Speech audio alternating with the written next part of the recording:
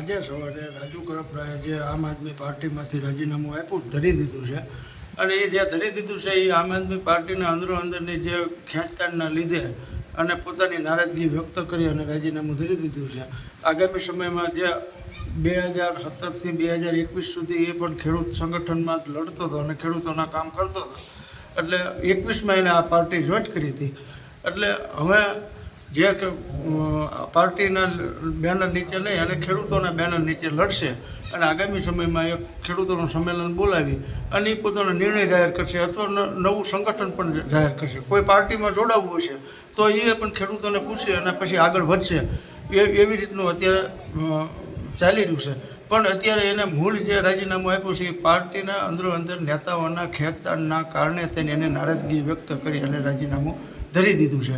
અને આગામી સમયમાં જે ખેડૂતોની લડત છે એ લડત સતત લડતા રહેશે. અમે એમની સાથે છીએ અને જે રાજુ કરપરા નિર્ણય લેશે એ નિર્ણયમાં પણ અમે સાથે છીએ. અને જે સરકાર સામે જે લડત લડવી પડશે ખેડૂતોના પ્રશ્નો એ સતત ચાલુ રહેશે.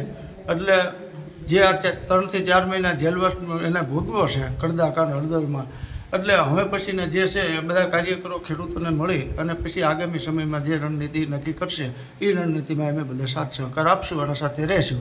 એક વાત એવી પણ છે કે નેતાઓએ મુલાકાત ના લીધી હતી, પરિવારનું ધ્યાન ના રાખ્યું રાજીનામું. જી છે એ જ નારાજગી છે કે જે નેતાઓએ જે આમ આદમી પાર્ટીના જે કેડરના ગુજરાત કેડરના નેતાઓ છે એમને એમના પરિવારજનોની બીજાને જે કાર્યવાહી ખેડૂતોને છોડાવવાની તાત્કાલિક છોડાવવાની જે કાર્યવાહી કરવી પડે એમાં એ નિષ્ફળ રહ્યા છે. એટલે નિષ્ફળ રહ્યા છે એના કારણે નારાજગી રાજુ કરપરાએ વ્યક્ત કરી અને રાજીનામું ધરી દીધું છે.